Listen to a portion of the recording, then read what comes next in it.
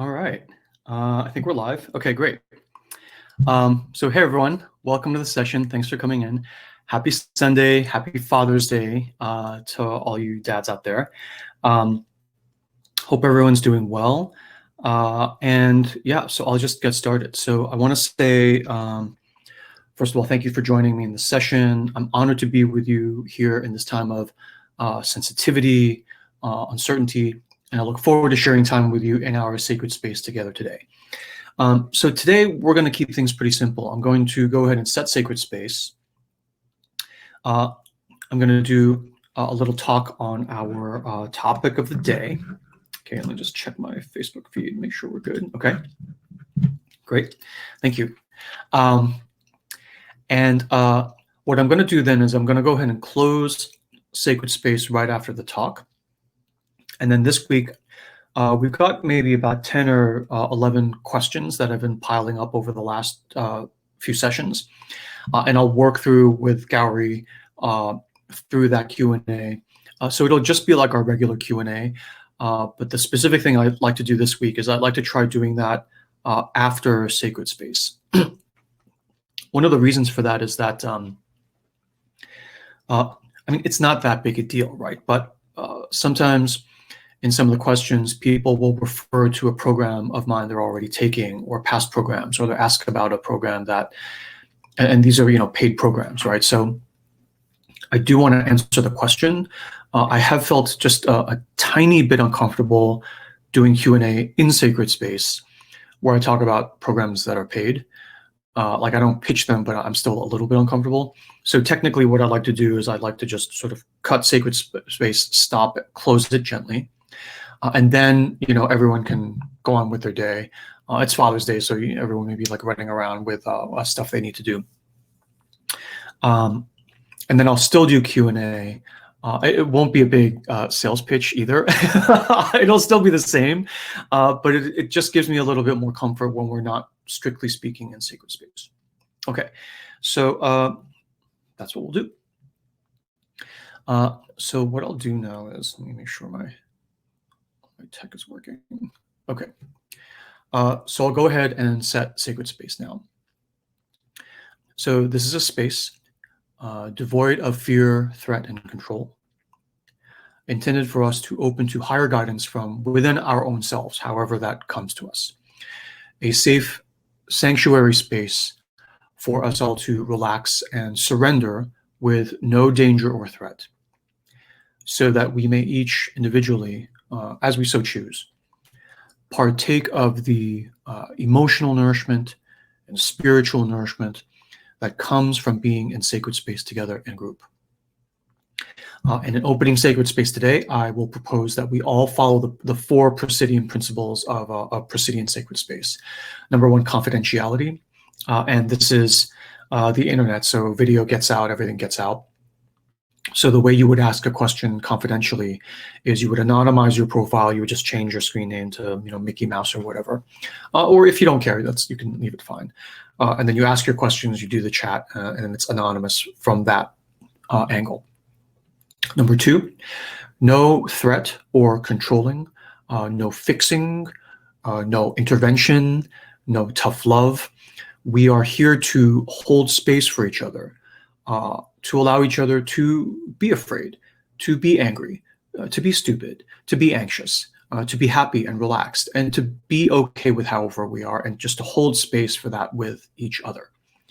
I'm not saying that recommendations are bad. I'm not saying that giving tough love is ever bad, but that's more in the realm of fear, control, and threat, so that belongs in the profane. And when we're back in the profane, we can do that.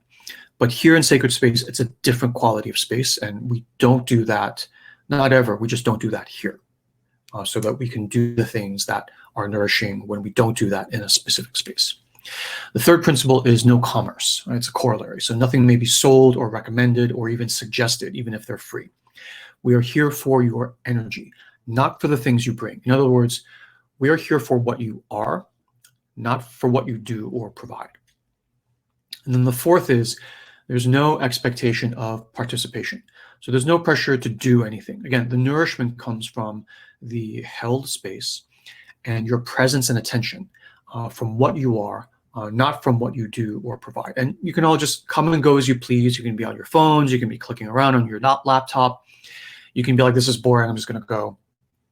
And you just come and go. And the rest of us who are here, because there's a critical mass, we hold this persistent space for you to flit in and out as you please. And that itself gives you this extra bit of nourishment to know that you have this base you can always come back to, right? And you can obviously do this on your own through meditation or other things we've talked about in past sessions.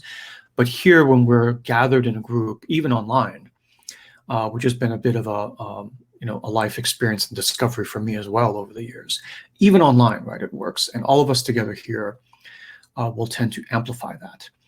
Even on replay, when you watch the session on replay, you feel that same sort of shared space because it's somehow just preserved, right? I can't really explain it. I don't really care to. I don't need to know how something works to be able to enjoy it and rely on it. But yeah, so it's a wonderful thing. So anyway, this is what I proposed. And so if you are not okay with it, that's okay. We will give you a moment now to withdraw from the group. And we'll just catch up with you later in Profane space. We'll still hang out. We'll chat. No worries at all. So there's no fear, control, or threat for you to have to stay in the space either. So we're about to go in sacred space. If for any reasons you're not okay with that, you can take a moment now to withdraw from the group, and we'll catch you later.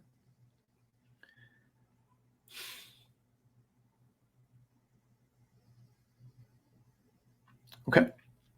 All right, so for now, with the rest of us, we will now move together into sacred space. Now, the 4 principles are in effect now. Confidentiality, no fear, threat, or control, no commerce, and no expectation of participation. Okay, I love this.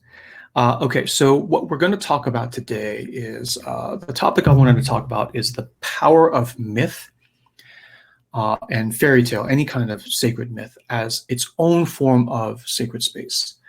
And the reason I wanted to cover this today is because I was brainstorming this with Gowrie, my editor, whom will be here for the Q&A after the session.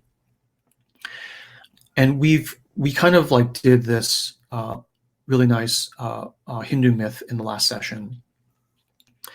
And it was just wonderful. So I think going forward, we will do more stories and myth as a part of our sacred space sessions. It's something we brainstormed way in the beginning, even at the beginning of the pandemic. And we decided, okay, maybe that's not the way to go. There are like specific issues of the moment that we want to address, and we've done that. And as more come up, we'll do that too. But to the extent that, we're in a sort of more persistent, sustained flow over time, where we have said, to the extent possible, we will try to continue these sacred space sessions even after the immediate crisis of the pandemic has passed, which is not what we were going to do originally. So it's your support and your attendance and your positive feedback that have really given us the confidence to do that, so thank you.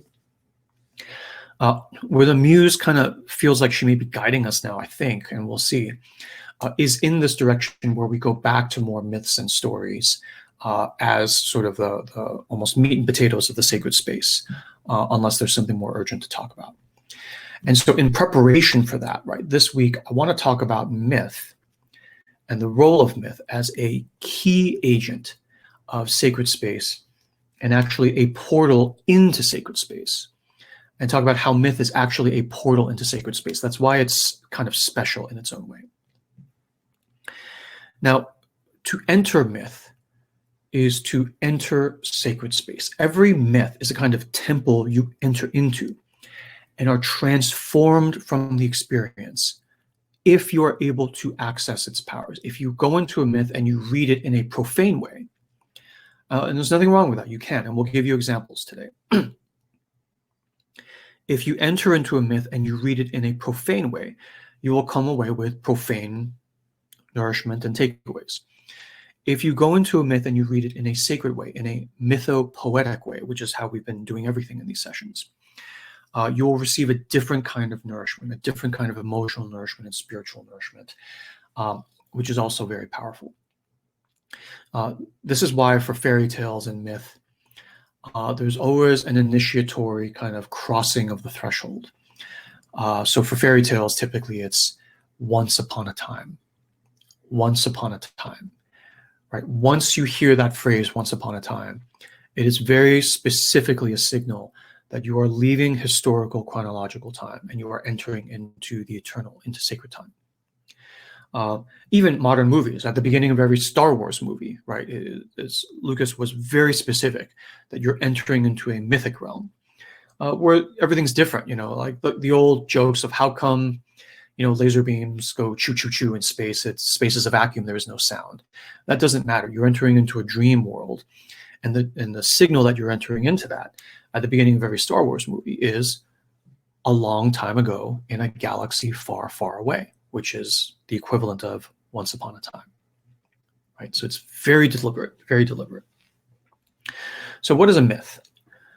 One of my favorite definitions of a myth is that it's something that never happened in historical time, something that never happened, but is true. But is true. And what this means to me is that a myth plays out an archetypal pattern of action, right? Not a static symbol, not just the whale, right? Not just the frog and the ball or the sleeping princess, right? Not a static symbol, but the whole story is the symbol, is the archetype. And it is a reflection of the deeper, some aspect. Every fairy tale is a reflection of the deeper physics within us, right? So did Theseus ever enter the labyrinth, a physical, historical Theseus ever enter the labyrinth and slay an actual minotaur? Historically, probably not. But the action of it is true. Ariadne and the golden thread leading him through the labyrinth, right? The whole backstory of how the Minotaur even came to be and came to be trapped in the labyrinth built by Daedalus, right?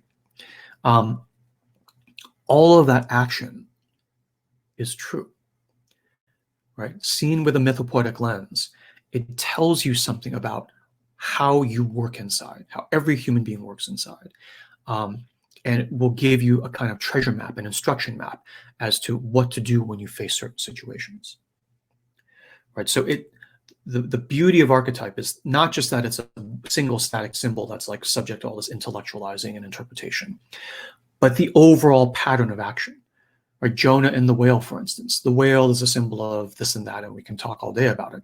But when you press play on the myth of Jonah and the whale comes up, swallows Jonah, goes down for 3 days. There are certain physics in the action of the symbol, in the interaction between Jonah and the whale and God, that give you this revealed truth. And you can read it in a profane way where it's like, well, then you should follow the word of God no matter what, or the whale will come and punish you. Or you can read it in a sacred way, right? There are powers deep within us that are bigger than us. And when there is a path that we will go on, even if we resist in the profane, the powers will come up and bring us forward on the path anyway. And your choice is to go kicking and screaming or to go willingly. Right? That's perhaps one of the mythopoetic takeaways of a story like Jonah and the Whale. So there is a single archetype and an overall story pattern as archetype. This is the power of myth. And so let me just advance through here. Any of these patterns in these stories, like so the whale swallowing Jonah, an evil stepmother bullying the stepson or stepdaughter, right? Monster chasing a person, or a frog, right? In the Frog King example that I posted a few sessions back. A scary exiled element within you, wrongly cheated, and returning after a while, making his claim, right? Resisted, and afterwards, when you finally give in to him, being discovered that he was Prince Charming within you. He was the key to everything. He was the key to opening up all these blockages and releasing you from your curse, releasing him from his curse, and entering both of you into blessing, right?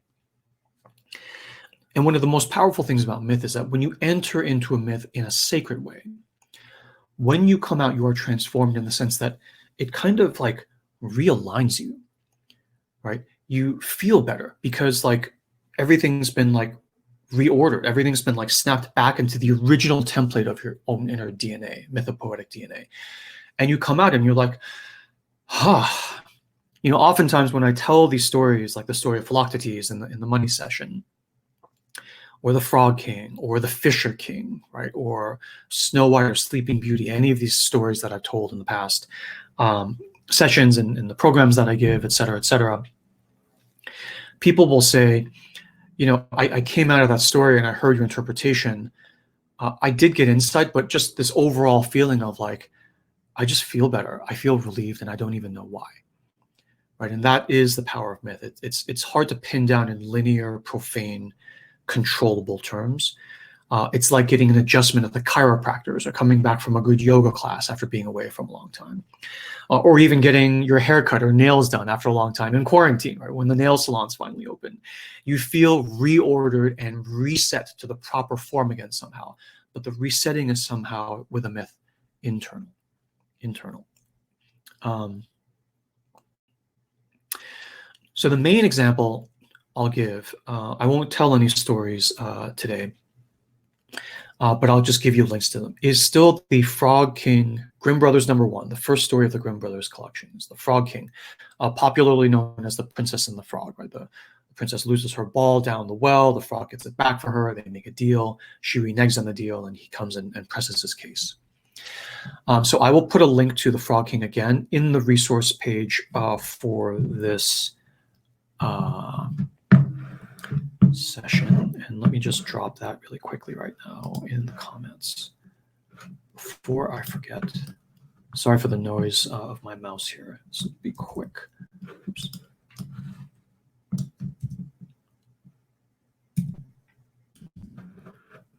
Okay, I will drop that there. And for those of you on Facebook, you should have that in the copy of the post copy. And I would highly recommend, if you haven't listened to it yet, definitely give it a listen. If you're interested in experiencing a myth in this fashion, where it serves to realign and reorder you into the feeling of the sacred just from hearing the story told. Now, I've got to tell you, for me, every time I rehear or reread the Frog King story or any other myth or fairy tale, even me, I've heard the Frog King like millions of times. I've told it millions of times at this point. I always get something new out of it, or another dot gets connected in the constellation of my understanding of my own inner self into the larger pattern of my life. And truly great fairy tales are like this inexhaustible wellspring of reflection and insight and rejuvenation. Every time you are realigned, right, by, say, a myth, it's because you were unaligned before that. Right? You got out of alignment, and then the myth kind of reorders you, brings you back in alignment. Fabulous. But the thing is, the realignment place you come back into always seems to be about the same, where you come back into, say, reconciliation with another inner frog that you discovered, okay?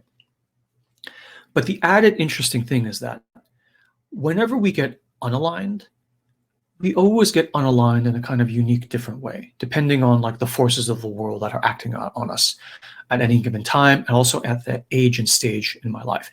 When I would get unaligned as a 17-year-old, right, it's very different from when I get unaligned as right now a 48-year-old. It's very different. Sometimes it's not completely different, unfortunately, but often it is very different. And the point there is that when you come back into alignment from different places of disalignment, and you hear like the Frog King myth and you come back into alignment, the travel path from different places back to that one place reveals something to you, right? It reveals something to you. So when like if you're a physician and you're trying to get someone back to a certain standard of health, if they come in and they had this ailment versus that ailment versus a different ailment, when you watch them take the path back to health from different kinds of ailment, you learn something about the nature of being human. from a medical standpoint. And for me, I sometimes feel like that's why I have such a blessing in my own bliss. I feel like I'm learning so much every day as a healer, because the privilege of what I get to do, and the blessing that I feel so grateful for every day when I wake up, is that I get to feel and hear about so many, many, many, many of you all at a time, every day, coming back into alignment by your own reports and updates back to me, right? Typically by email or live group advising, or even here. And every time I hear about one of your updates, I feel totally blessed. And I learn something new, and it feeds my own inner library of like patterns, like my own inner medical library of patterns, so that I have a bit more capability to advise the next person who comes to me on what might be going on to maybe help them. Okay. So, and myth is a huge part of this. I don't use myth in the programs kind of up front, because myths themselves are kind of exiles of our world, right? They come back in Hollywood and storytelling, kind of, but myths in a purely sacred form are very rare, right? It's almost like in our profane society, we are so starved for the sacred aspect of myth in our lives that even through the profane machine of Hollywood, we will glom onto them. We call them franchises, right? So if you get really into the Harry Potter franchise, or the Star Wars franchise, or the Marvel Avengers franchise, these are not bad things, right? But the thing is, they can only go so deep in terms of the depth of the reconciliation and the physics of it, because they have to stay close enough to the profane that the movies actually sell. And if they don't sell, then if you go too sacred, it's not going to sell, and you never get that full juice out of watching, the Marvel Avengers series. But the physics are very similar. You feel like, okay, I'm kind of getting tired of the Marvel series, but the 11th movie has come out. How am I not going to watch that? It's like going to church, right? It's like, how am I not going to watch that? And the profane engine banks on that. And it's fine. There's nothing wrong with that. But the thing is, a series like this, like The Sacred Space, it will always, I can't charge for this, right? This is like Sacred Space. We're kind of following our noses in terms of what people need in terms of the sacred. But for us, even here, to kind of gradually go back to center, we find ourselves being led back to the world of myth and story and fairy tale as well. Because there's certain things that you just can't express linearly, intellectually, in any other way other than telling a story. So we're going to go back in that direction, right? We're going back in that direction. So next, I want to say just a little bit about how to read a myth. Now, there's a whole session, actually a live Sacred Space session on dreams that we gave. I think it was like the second or third session of this series. Also, 7-Day Healing Day 2, in the supplemental, not the auditor, I talk all about dreams, because you can ask about the dreams in live group advising. So how you read a myth is very similar to how you read dreams, where the story events, as well as symbols and characters, where you regard every character and symbol not as the outer version of it, but as a different part of our own inner self. Male characters, masculine characters, animals, objects, people, will tend to depict your own inner masculine in various aspects. Female feminine characters will tend to depict your own inner feminine in various aspects. Anything scary chasing you can be depicted as an exile, a lost board member trying to get back to you, get to a message. I won't sort of rehash all of that. You can watch those sessions. And then some common motifs and their common meanings are typically shared across dreams and more universal myths, right? When a whale comes to you in a dream, it's not that different from when the whale came to Jonah in the Bible story. Now, beyond your own dreams, though, reading your own dreams, there are certain distinct advantages to also reading the more universal, unauthored myth and fairy tale. Unauthored means you don't know who wrote it. Like, who wrote the story of Psyche and Eros? Nobody knows. right? I mean, even Philoctetes, it's like there's a play by Sophocles. I think Aeschylus has a play on Philoctetes as well, but the myth of Sophocles itself is unauthored, right? Its origins are lost in the myth, in the mists of time. So from the Grimm brothers, from Greek tradition, from Hindu tradition, from Celtic tradition, like the entire Grail cycle, Arthurian cycle, is from the Celtic tradition, Native American tradition, African Aboriginal tradition, et cetera, et cetera. And so for me, the reason why ancient myths with no author, that has been retold many times over like millennia, the reason these myths work better than those which have specific authors and which have been created in recent history, like you could say Hans Christian Andersen fairy tales, right, are good fairy tales, but they're written by one author. The Star Wars, the Marvel Avengers, they're written by screenwriters that are working in the contemporary time. The same mythic patterns are coming out of them, right? So it's perfectly valid, but they're brand new. They're brand new, right? So there are pluses and minuses to that. The pluses are that they can seem more relevant. The special effects are cooler, right? But the minuses are that myths that have been distilled through different epochs of human history, through collective human experiences, and actually survived Inquisition, survived book burning, survived the sacking of cities from one empire to the next, that have survived centuries. It's like they have been purified down to the essence of the archetypal pattern. Right, like Grimm brothers' tales, for instance, were folk tales. They were collected from the folk, the people of northern Germany. Through the oral tradition, these are the old wives' tales and fairy tales that were told in that culture. So they're passed down through oral tradition within families and clans. And some scholars date these story fragments to be as old as 10 to 20,000 years old. They were very, very old. And when you experience a fully intact fragment, like the Frog King, and you actually read it well through a skillful mythopoetic lens, it can have an absolutely powerful effect. Now, more recent authored fairy tales have more bias. They're more sort of tossed around by the needs of, like a J.K. Rowling, to write her own experience and to be commercially viable. There's nothing wrong with that, right? I mean, you take the Harry Potter series, fast forward it through 10,000 years, and you will have a myth just as potent as the Frog King or any other. But because they're more recent, because they're authored, they're a bit more like personal dreams, if you will. So Hans Christian Andersen tales are very good, but when you read them, because they're from him and they're only like 100 years old, you're also getting a healthy dose of his own like mother issues and wounds and everything. It's like very obvious when you read his stories, right? And in 10,000 years, though, if his stories survive, they will be distilled down just like a river stone becomes smooth after 10,000 years in the water, right? So that's just the physics of it. There's no right or wrong, better or worse. But the thing is, if you want an older story like that, you don't have to wait 10,000 years. You can just pick an older, unauthored story. You can just go to the Greek myths. You can go to the fairy tales. That's the beauty of our human tradition. It's the wealth of our culture, really. Now, some other differences between fairy tale and dreams is that dreams will tend, not always, but tend to use characters we know in personal life. So my boss who's giving me a hard time at work, a love interest that I don't know what to do with, right? My kids.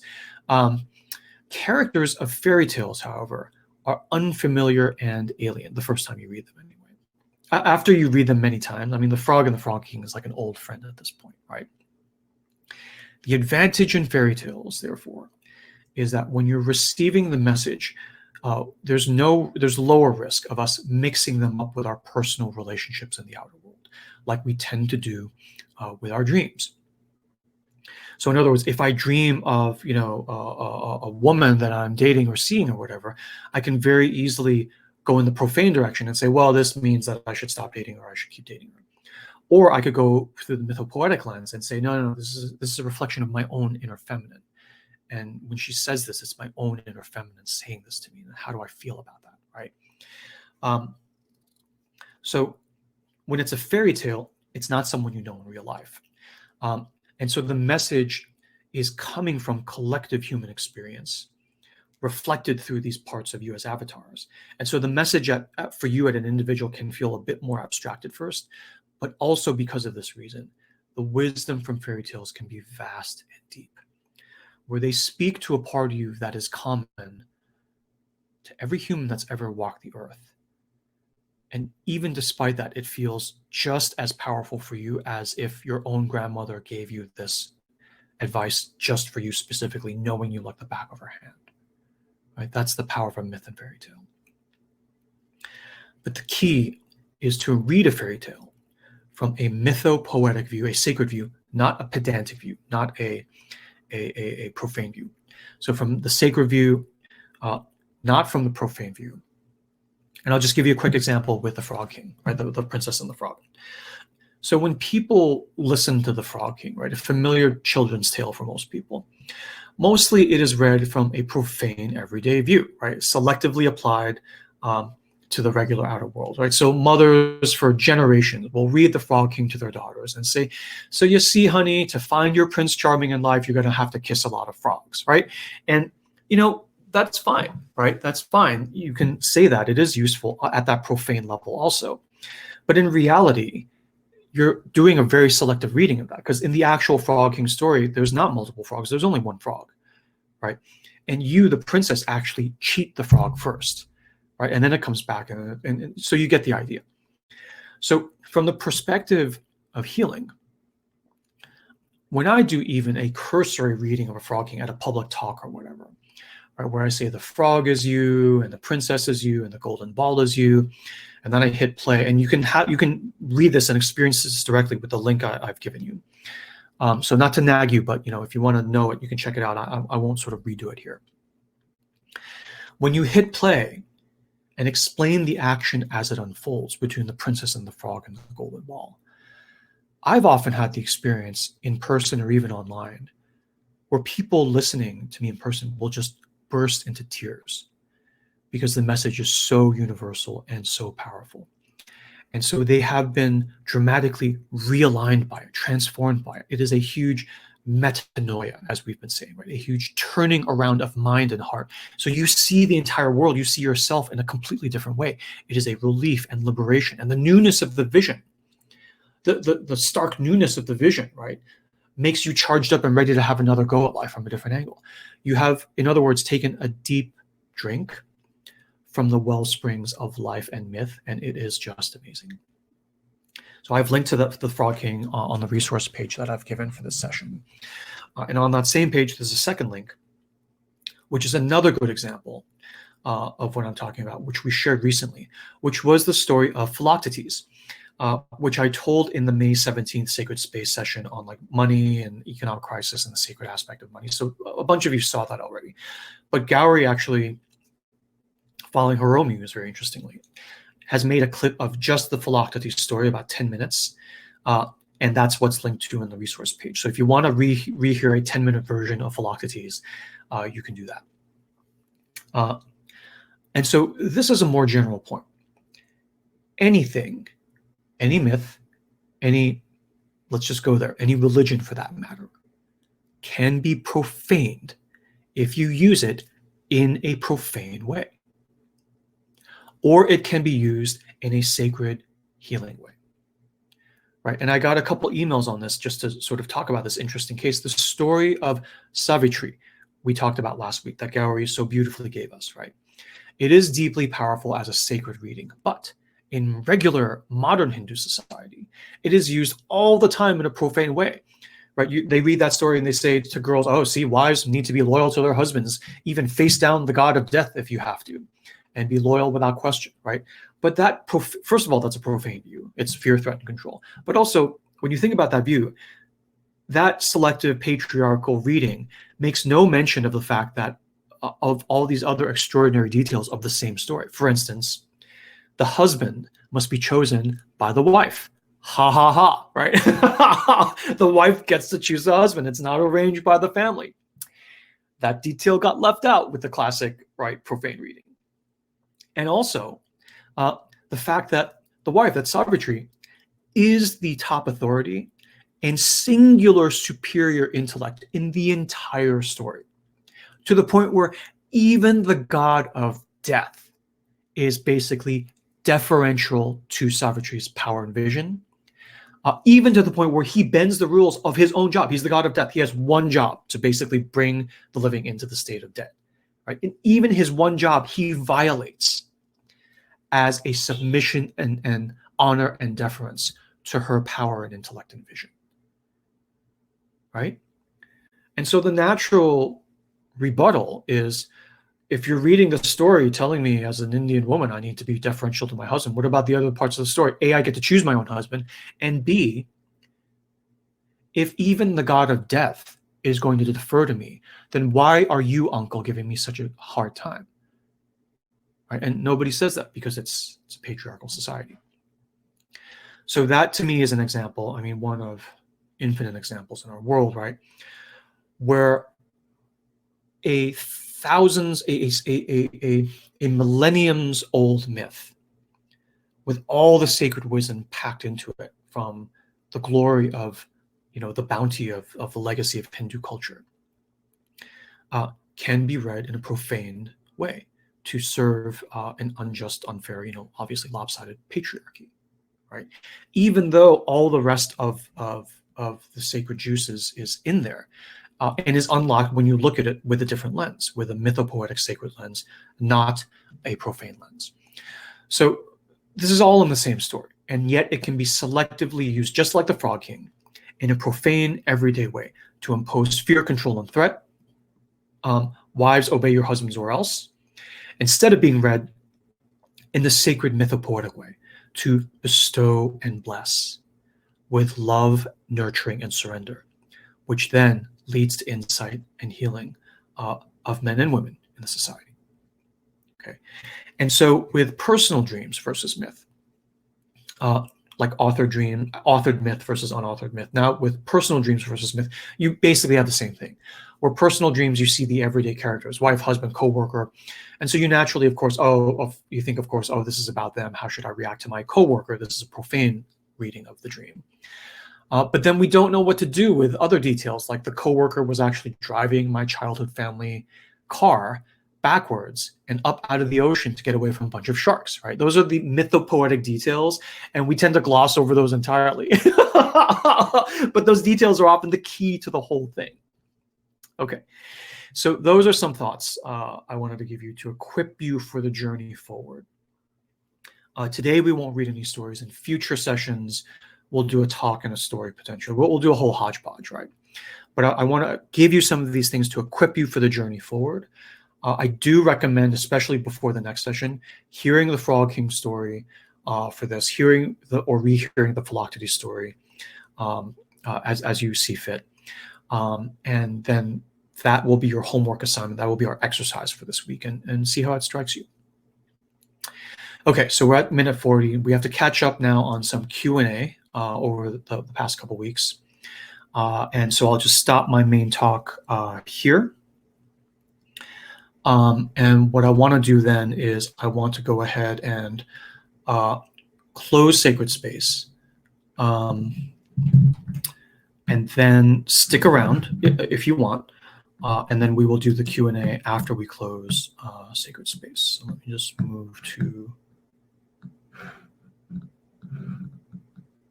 Sorry about that. Okay. So I hereby close the session of Sacred Space. Thank you for being with me in this time. Thank you for sharing the nourishment, the emotional nourishment, the spiritual nourishment of being in Sacred Space together.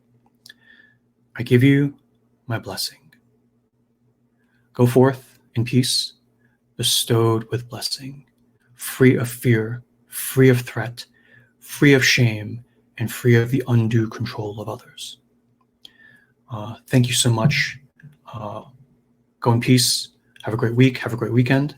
And I will see you all in the next Sacred Space session. Thank you. Thank you. Okay. Okay. So now, just see how this feels, right? Sacred Space is closed. Gary, I don't know if you're there. You can pop on the screen if you're around. There you are. Oh, I can't hear you. Hi, Hi. Artie. Hi. All right. Can you hear Great. me? I can Yeah. hear you great. I can hear you great. Fantastic. Hello, everyone. Um, Hi. it feels very different, I have to say, although it's technically not really that different, but to kind of be outside of sacred space and do this. I still can't say what is the different thing, but yeah, we'll see how this goes. We'll see how this goes. Yeah. Do you Right. want to just walk us through the questions for the week? Yeah, so I have this list of questions that I have handy right here. And as I go through one by one, some of them are quite long comments. I'll probably just shorten them up for time. But the first one is a very powerful one, so I would like to read the whole thing. It's um, it's from someone who's the wife of a police officer. So this is a really powerful and beautiful comment. So she says, "Hi, Artie. I'm the wife of a police officer, a kind, honest, patient, fair, and very skilled police officer. To say I'm overwhelmed with thoughts and feelings is an understatement. I was thinking hard about how I could open to this transformation without surrendering to defensiveness and anger and fear. And I had the idea of creating a small group session for wives of police officers to get together in sacred space, to talk and listen and share. I have an opinion that every voice should be heard and we need to be all open to every perspective. Is that wrong? And I doubt myself, but this group feels right. I would like to use some of your teachings to help us. If you have time or any thoughts on this idea that would help more than just me, the full group, I'd love to hear from you." First of all, I want to say thank you for this. Thank you for sharing this question. I love this question. I love the impulse that you have to do this. And I'll just give you some thoughts. So the first is, yes, I absolutely feel like this would be a beautiful thing to do. I'll just say selfishly for me, my bliss is to try and be, as much as I can in my lifetime, an agent for the restoration of the power of the sacred in our world. And if you're coming to me saying, well, I'm thinking about doing sacred space in this way, I'm like, yeah, yeah, go, do it. Okay, so that's the first thing. It's absolutely yes, why not, right? And then for me, as I sat with this, I was basically like, the trick here, I think, and I'm just in brainstorm mode here, so it just feels like the trick here will be to keep things in the sacred and then leave profane elements out of it. And this will take some trial and error, right? But so what, right? Even if the group doesn't work out going forward, you'll definitely learn something powerful from the experience. And it is just, it's just exciting. So some thoughts are just, you've seen in my sessions how I open sacred space, how I talk about the 4 principles will be helpful, I think, here. And you can edit them for something that will be more palatable to your audience, right? Just using different words, different terminology. So confidentiality, no fear, threat, control. If someone needs to complain about the outside world and these like stupid protesters and everything, we just hold space for that, right? There's no judgment, but also no fixing. It's not like, yeah, so let's start this thing and like go. You can do that separately in profane space later, but for sacred space, it's just a time for things to flow out and just, just spill all over the place. And what all of you are doing are holding space for that. That's the key. That's the key, right? No recommendations, no expectation of participation saying, so, okay, you, Sally, you haven't said anything. Why don't you say something? So you wouldn't do that, right? Because it's sacred space. So I don't train people in how to do this. I guess not yet. But that's the overall feeling of just setting the groundwork for the structure of the temple, if you will, that you're creating here. Another thing is another way to get into the flow is, given everything we just talked about today, is to tell a story, right? To tell a story. And what I mean by this is to tell a story of an officer or of a myth around policing from any tradition around the world. And just telling a story will tend to take you all out of the profane every day and into the sacred and more mythopoetic realm, where healing will more likely happen, right? The healing doesn't happen in the profane, right? The healing happens in the sacred when you're not doing anything, when you're not making plans for an org to like go out and change the world, right? Healing happens when you're in this vessel where you're being held, right? Whatever is coming out is being held and protected. And then again, you can have a separate group with the same people, but you're in a profane kind of getting it done mode. So to really feel the difference, you might actually have two groups, right? So you can say, yeah, we're going to save that for the other meeting, but for here, let's keep going with how you're feeling, right? So something like that. A story can help that. And I tried to think of stories around this, around policing. Nothing really came to mind, but there was this beautiful thing I heard around this whole topic in the past couple weeks. And it was the distinction someone made about the difference between being a warrior and a guardian, right? Where a warrior, the mythopoetic image of a warrior, not my image, a warrior is basically a guardian to me. There is no difference. But if you were to split hairs, a warrior goes out and conquers, suppresses, uses force to basically subdue and extract things from. That's not actually how I think of a warrior, but let's say conqueror, okay? And a guardian protects. A guardian protects. Even if he or she has to stand in front of the protected and take the bullet themselves, or I need to take a hit when I'm trying to protect you from yourself, and the knife you're about to use to stab yourself stabs me instead. Right? So I'm still armed, I'm still have all my training, but the mythopoetic lens is completely different. I'm not here to like suppress you. I'm here to protect you, even from yourself. Now, you could say, with the system that we're in this country, certainly, it's hard to do that, because you could say there are aspects of the system that no law enforcement officer has any control of, that is not protective of certain populations. So if you were to take that mythopoetic lens and play it forward, I mean, your spouse could end up being like, an activist for like just economic justice and the ending of redlining. And it's like, all you ever want to do is be a cop. Right? So at some point, it's like the mythopoetic issue is at too grand a scale for me to even do anything.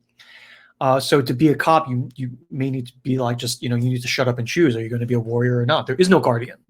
There is no guardian role here, right? And you may need to do something else if that really is the role that you want to play.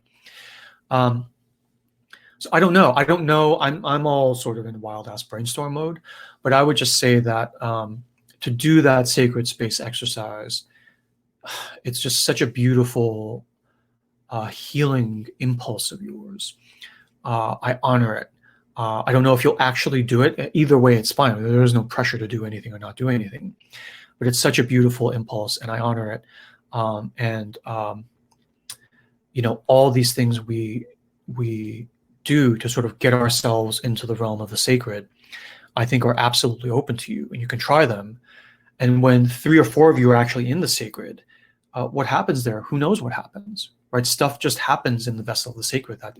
It's like when you're fermenting wine, it's like stuff happens in the barrel that nobody actually knows about. We're kind of guessing. But you get a feel for it from the outside, and you're kind of like nursing and stroking the wine as it develops in a certain direction. So anyway, those are my thoughts, and thank you for sharing that beautiful sentiment. And let me know how it goes. Let me know how it goes, and if I can help. Okay, so that's that one. Yeah, thank you. I personally think it just takes so much courage to kind of come up with new sacred space sort of initiatives.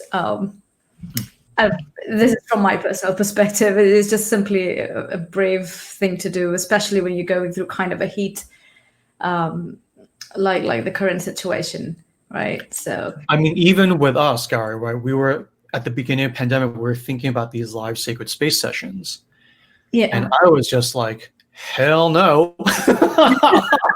We're not doing that. Like, everything's fine. My stuff is fine. We're just going to keep going. I can't go out anyway. And the muse just like the next morning, like hit me over the head and she's like, live sacred space, fool. You're doing it. And I'm like, oh my God. And here we are. Here we are. So I can tell you, it is terrifying. It is terrifying to wade into this zone. We're saying we're opening sacred space, and everyone's like, are you selling me something? What are you doing? What is the scam here? And then even after we get over that, it's like, oh, there's no scam. So you're going to keep doing this forever, right? And I'm like, oh God. It's like, I guess we are. I guess we are. This is what we're doing now. So yeah, I feel it. I feel it. Yeah. So it's amazing. So the next one, completely an entirely different track, but a beautiful, profound question. So this question is, how did we get here in your paradigm? And this is at a very kind of cellular level, right? So pre-zygote, being this one little cell, and where to after Earth School, so where are we headed next? Okay, this is like a classic Bocce question. Thank you. Thank you. I honor you. So my notes is, I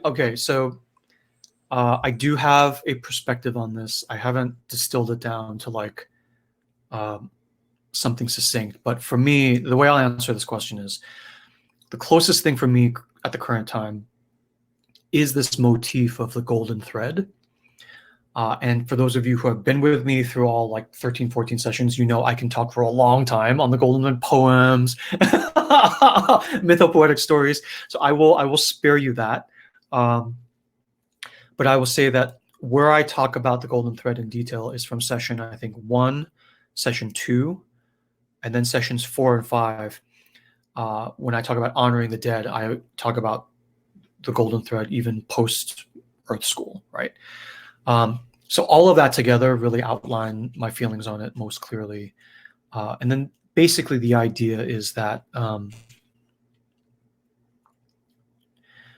if you were to think about these archetypes that we see all around us, and maybe at some point, Kara, we should do a session where I just explain archetypes in more detail. But basically the idea of an archetype is that it is a pattern that is itself invisible. And Bocce, actually, you were in the Rome retreat where we talked about a lot of this stuff, okay? But basically, it's a pattern that's invisible. So for instance, one of the most powerful types of archetype is number itself, just pure number. So let's say, take the number 3. You've never actually seen 3. You've seen it written on paper. You can see 3 apples. You recognize the pattern instantly when you see a triangle, triple vertex, polygon, right? And but you've never actually seen 3 itself, because 3 itself is invisible. It's an archetype, right? You can see 3 apples, you can see 3 cough drops or whatever, but you never can actually see 3 itself. It doesn't make it any less real. If you removed 3 from the firmament of our reality, everything would come crashing down. We descend into chaos, right? And yet, it is an archetype that will appear manifold around you when certain things are happening. Motherhood is another kind of archetype. I mean, the archetypes are endless. And so basically, there are archetypes that will typically govern and regulate the arc and flow of our lives, which is why the mythopoetic sacred view of life is so powerful, because instead of trying to reduce things down, you let the archetype flow as is, and then you just meet it as yourself. But our brains, our souls are archetypal reading instruments, transformer instruments. Like our role on the planet really is to take archetypes and manifest them into reality, right? Win, lose, or draw, right? It's whatever our golden thread is, whatever our bliss is. And so those flows that flow within us during our relatively short human life phases were there before we were born and will be there after we die, after we quote unquote die. And I talk about that in the Honoring the Dead talk. But it's gorgeous. And to find out more about your own archetype and golden thread and arc, one of the best things to do, this is why I do this for my life's work, one of the most powerful things you can do to reveal and excavate what it is you're here to do and what your path is supposed to look like, is to start either with bliss or with healing, one or the other. They lead into each other. But to heal the things that are blocking you so that the thing flows, and then that's your bliss. And then you watch the thing flow, you gun it, and then when it hits the next blockage, you go back into healing to clear the next block. If you want, you don't have to. You can stop bliss at any time. So yeah, that's my quick sort of recap. But those sessions of Live Sacred Space, sessions 1, 2, 4, and 5, and then my whole life's work is around answering this question, really, and then helping you implement and manifest it through healing and bliss. So Gary, we can go to the next question. But yeah, so for me, it's just like, this is an example of a question that makes me a little uncomfortable in sacred space, because I'm talking about, I'm answering a question partly with stuff that, where you'll have to pay for it, and it becomes this kind of sales pitch. So anyway, score 1 point for doing it outside sacred space. Right. Okay, so the next question is about the physics of feelings and thoughts. So it says, a couple of weeks back, you mentioned that feelings determine thoughts. And I've always looked at it the other way around, that the thought about the situation creates the feeling. So please, could you explain your way of looking at it? Oh, okay. Thanks for this question. So you can argue it intellectually either way. And for me, that's actually ironically the giveaway, right? When I say intellectually, you can argue it either way, that's a point in my favor. Because if you can actually cut it either way intellectually, that means intellect can serve any master. Right? Intellect will do anything, will blow with the wind, because you can argue it either way intellectually. So that's thought. Feeling for me is a little bit more trustworthy because it comes up from the body. And in a nutshell, the body never lies. The body never lies. That's why you have to suppress the body. Like when it's an ache and pain kind of drawing you away from doing this thing, and you take something to nuke it, to suppress the pain so you can continue doing this thing that you think is what you should do out of fear, control, and threat, right? The body needs to be suppressed because the body can't lie. So you need to just shut it up. Now, when you try to read the body, you may misread it. You may read the feeling and then take and use the intellect to twist it into something that is not really what the real message was. Just like you can profane a myth with intellect, right? Just like that. So the myth doesn't lie and the body doesn't lie, but the intellect thought can be used to twist it in whatever way you want. And the reason anything would twist anything is obviously because of fear, of misplaced fear. So it's in the profane that things get twisted. And when you bring the profane into a religion, into a myth, into a feeling in your body, and you start looking at the thing through the lens of fear, threat, and control. For instance, when you go to church because you're afraid of going to hell, or afraid of being shamed by the other people in your neighborhood because you didn't show up for church, right? That's a profaning of the religion. You're going there out of a profane sense, not out of a sacred sense. And that's not your fault. There may not be a lot of sacred when you go to whatever sort of service you go to, because the entire organization has been profaned over centuries, blah, blah, blah, right? But I've found in my work that if you get into the practice of letting yourself feel what you actually feel with no fear, threat, judgment, or control, and where have we heard that before? Right? Where have we heard that before? Where you can just feel what you feel, be however you are, without fear, threat, or control, without intervention, without recommendation, without anybody selling you shit, without anybody telling you need to be different, and be your better self, be the best version of yourself, be mindful, be well, be perfect, be healthy. That's the sacred. In the sacred, you don't have to be healthy. You don't have to be mindful in the sacred. You are however you actually find yourself to be. and you are held and protected as you are, without condition, right? Love, nurturing, surrender to however you feel. So when you spend time in the sacred on your own or in something like this, you will get practice with feeling what you actually feel. And then you will calibrate over time where you're like, no, this is how I feel. This is actually how I feel. And then people will come in and say, babe, chill out, calm down, relax. That's not how you feel. That's not the real you. That's this other thing is the real you. And when you have more experience, time in the cockpit with your feeling, you can be like, no, actually how I feel is this. And then that becomes your center, your core, which is actually your core that we betray all day long in the profane. And then the outer world will tend to realign around you. And often that realigning is not without cost, right? You often lose relationships.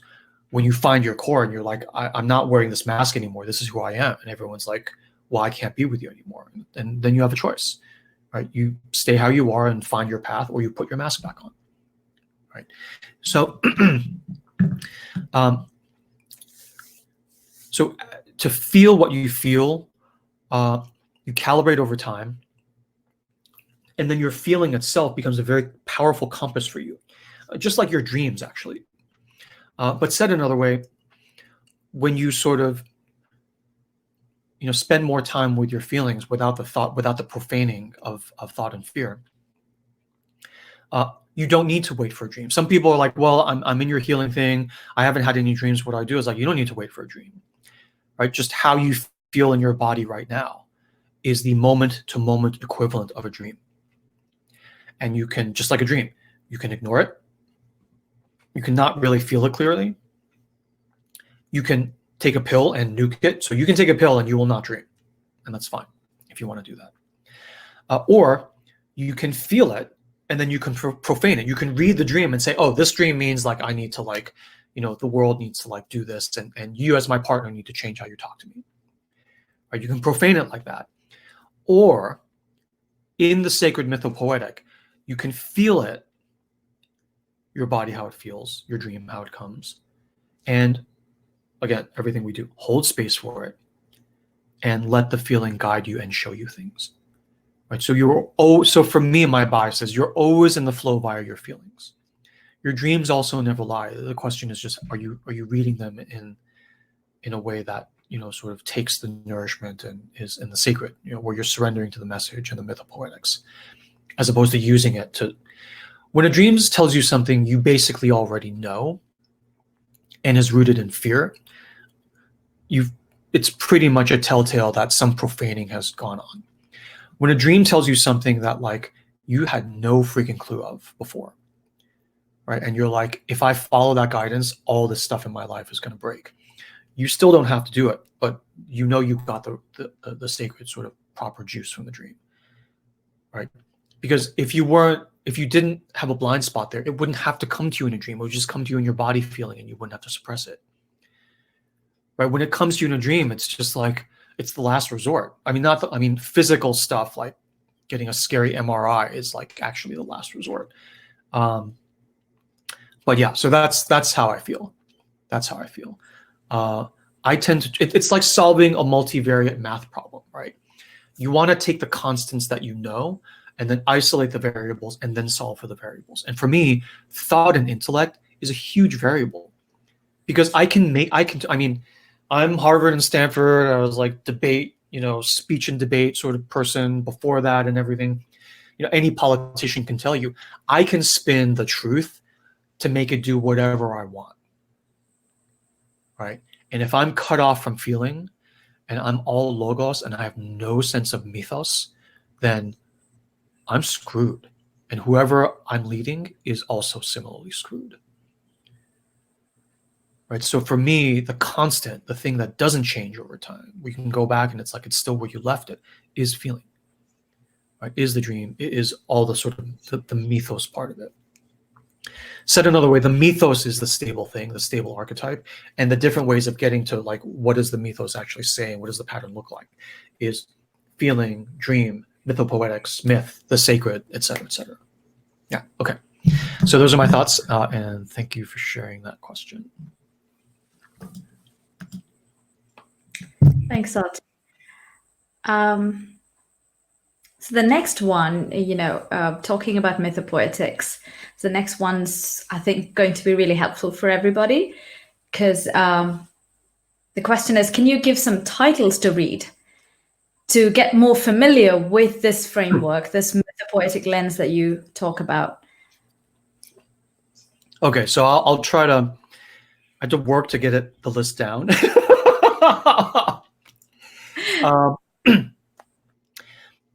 Okay, the best sort of overall introduction, I'd say, is Joseph Campbell in his like 5-hour Power of Myth series. His interviews with I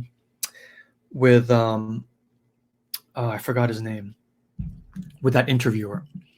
So it's Joseph Campbell, Power of Myth. You can find it on Amazon Prime or Netflix, wherever streaming. You can probably find it on YouTube. But it's like this massive it's 5 episodes of an hour each.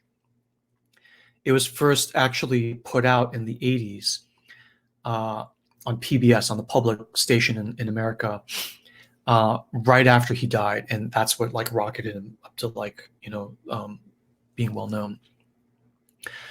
But that is just actually that 5-hour set was edited down from this like 30-40 hour interview, and there are books that, I mean, he's written like 30-40 books over the time.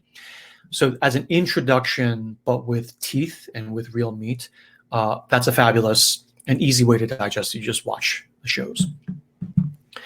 Other authors, Robert Bly, Robert Johnson, who's a therapist who's written a lot of interpretations of specific fairy tales. Marion Woodman, another therapist who's written a lot of stuff, some very good readings of fairy tales in there. Now, these are all kind of more psychological, Jungian, and so when you read their stuff, there's definitely this psych bent to it, where they'll start talking about like animus and anima and shadow and everything. And you can, after a while, you'll be able to filter that out. But basically, when they work through the physics of the mythopoetics of a myth, it's very, very good.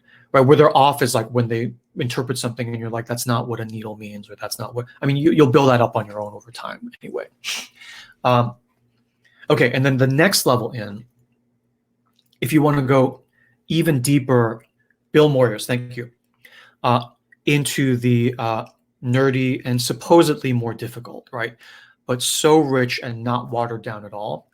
2 really powerful ones are James Hillman.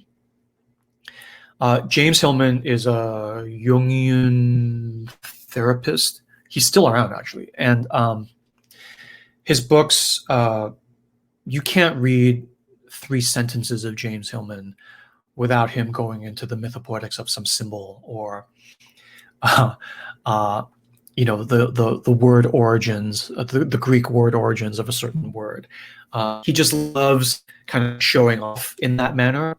And it is showing off, but I don't mean that in a bad way, where it's like it's one of his like most powerful magic tricks, and he just has no control over like putting on a fireworks show.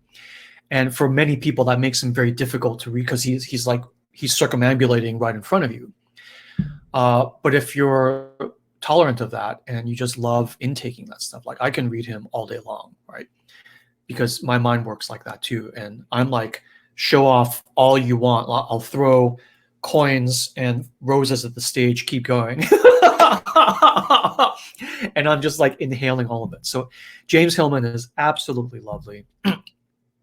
And then for me, the absolute grand master, right, is this analyst by the name of Marie-Louise von Franz. She is dense, but total grandmaster. She was like Jung's close confidant for like something like 30 years. She met him when she was 18 and he was like 48. And instantly she was like, I'm going to spend my life working with you. And they worked together. She worked with his wife on her like masterpiece book and everything. And she is just this like, I find her books to be more incisive, and actually more readable than Jung's own works. Because Jung is obviously fantastic, but his wounds are like right there on the surface, right? He's like terrified of not being regarded as serious or scientific. I mean, he's Swiss, right? What can you say? And you can tell the whole time he's hiding something. He's hiding like a deeper, messier level of everything he's talking about. And that didn't come through fully until like 2012 when the Red Book was finally published. And you read the Red Book and you're like, okay, he went nuts and he was able to hold it together and come out the other end. And then he proceeded to write 80 books, all of which were based on this experience. But he washed out all of the mystic. He could have started a new religion. He was like, I can't do that. I'm Swiss. And I'm a physician. I can't do that.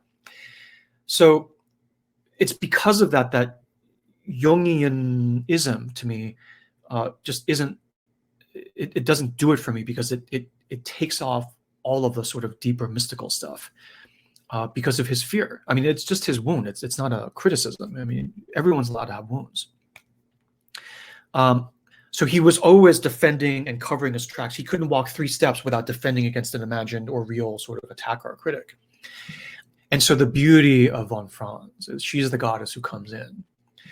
And she's almost like an attack dog, right? And she has the intellect. I mean, her intellect was greater than Jung's in a lot of ways. She would never say that, but I'm like, no, she's like every bit and more. I mean, he's getting more of the download from the muse, but she is just like, she can slice and dice and like dissect a critic within like 3 seconds and then move on and continue with her point. Anyway, she died in like, I think 98, written all these books. And she's just brilliant. She's brilliant. We should keep going. I could talk about von Franz all day long, but we should keep going. So let's keep going. So those are my thoughts, and thank you for sharing the question.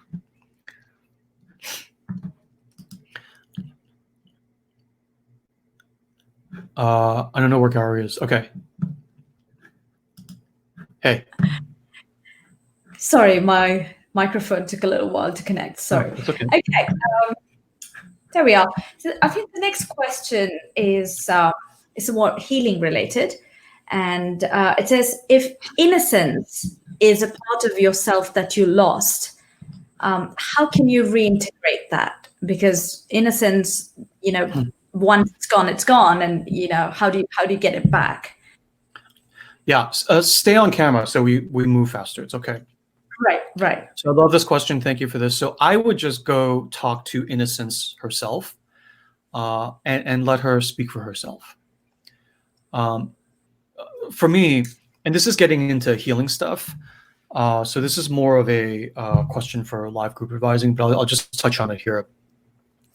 Anytime you say anything or have any saying or anything dismissive, and a pat kind of like, yeah, when it's gone, right?